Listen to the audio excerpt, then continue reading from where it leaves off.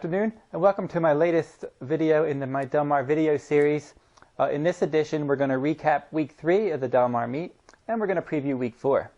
Now, poly-track surface for Week 3, we had 9 wire-to-wire winners. Now, going back to Week 1, which was very speed-favoring, we had 16 wire-to-wire winners. Week 2, I think that dropped to 12, and then Week 3, that dropped to 9. So as we've been going on into this Del Mar meet, it's been less and less speed-favoring. Although horses in sprint races that are on or near the lead are definitely holding the advantage. So of those nine wire-to-wire winners, most occurred in sprints. In the route races, patient runners are doing best. So the overall trends and the recent trends on polytrack suggest that horses showing early pressing speed in sprint races must be respected. And then if you're a late runner and you're trying to rally in the route races, you have more than a fighting chance. Now on the turf course, stalkers and closers overall are performing best, but later last week they did move the turf rail to 14 feet. So the turf rail was out at 14, and horses that were closer to the lead, they were performing well. So that turf setting is going to be the same on Wednesday, August 7th at 14 feet.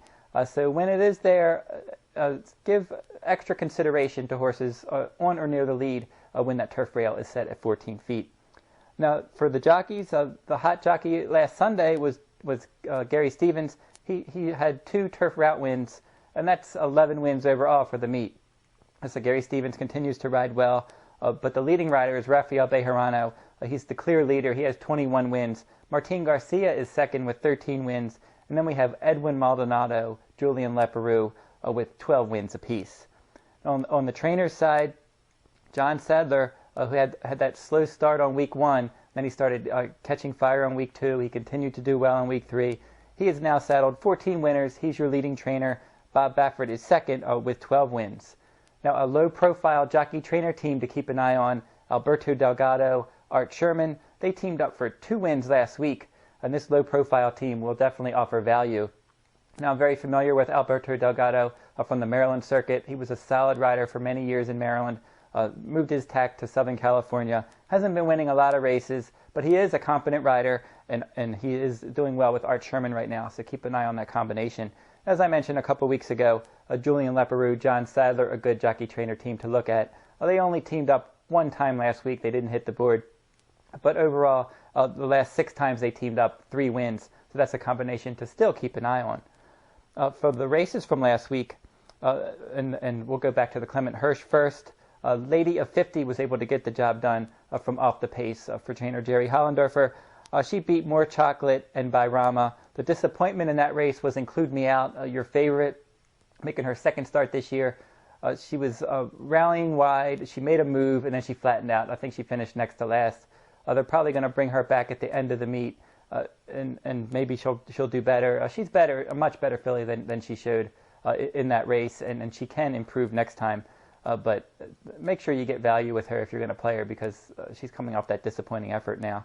Bayrama, of all the horses in that race, Bayrama could be the one to look at. She probably could have won that race with the clean trip. She had some traffic trouble along the inside, and she ended up third.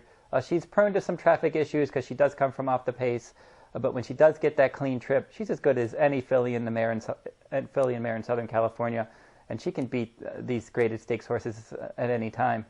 They take turns beating each other in this division. So demand value on your contender in these events. The best Pal Stakes was run on Sunday for 2-year-olds. Albert's Hope got the job done for trainer Mike Pipe. Now Mike Pipe was having an outstanding meet at Hollywood, and then he got off to a slow start at Del Mar. But now he's had 3 winners, 2 last week. So he's a trainer that seems to be catching fire, and he's one to look at for the second half of this Del Mar meet. Now, once again, we have a Pick 6 carryover for Wednesday. Our Wednesday Pick 6 carryover for August 7th of more than $265,000. And you can find selections and tickets. I have free selections and tickets each day that Del Mar runs over at pick6blog.com. And I'm sure the traffic is going to be especially big on Wednesday, people looking for those Pick 6 contenders for that big carryover. And we've had quite a few carryovers lately. Del Mar's been playing tough, but if you want suggested tickets and contenders, go over to pick6blog.com. Let's look at a few contenders from Wednesday. Race 3, Addendum, it looks like a solid contender. This one's number 7, 5-2 morning line. For a good jockey trainer team, Rafael Bejarano, Vladimir Serene, when they team up, they usually do well together, and it shows intent when Vladimir Serene reaches out for Rafael Bejarano. He does mean business. This horse looks like a solid contender in the opening leg of the Pick 6 on Wednesday. Race 4, number 5, Quick Navigator, 15-1 morning line. Maybe one that can improve second time out. Ran in a turf sprint first time out, stretching out in distance for trainer Mike Pipe, who I mentioned is starting to heat up. And this horse could go much better over a route of ground second career start. Race 6, number 9, Mind's Eyes. This one 3-1 morning line, and this one comes from the Julian Leparoux, John Sadler team. As I mentioned, 3 for their last 6 together. This could be a live contender in race 6 in that Pick 6 sequence. Some stakes races that are going to be run this weekend at Del Mar. Saturday, August 10th, the Grade 2 La Jolla. A dry summer for trainer Jeff Mullins. First time gelding in that race is one to keep an eye on. And then on Sunday, August 11th, they're going to be running the Grade 2 John Mabie. That'll be run at 9 furlongs on the turf. Nominations in that race include a Lady of Shamrock for trainer John Sadler. Probably be the favorite if that one ends up running in that spot. And that'll wrap up this week's video. One more quick thing, if you like playing handicapping tournaments, you can go over to DerbyWars.com. We have Del Mar tournaments every day that Del Mar runs each Wednesday through Sunday. And that will wrap up this week's video. This is HorseRacingNation.com handicapper Jared Horak. Until next Del Mar video next week, good luck at the races.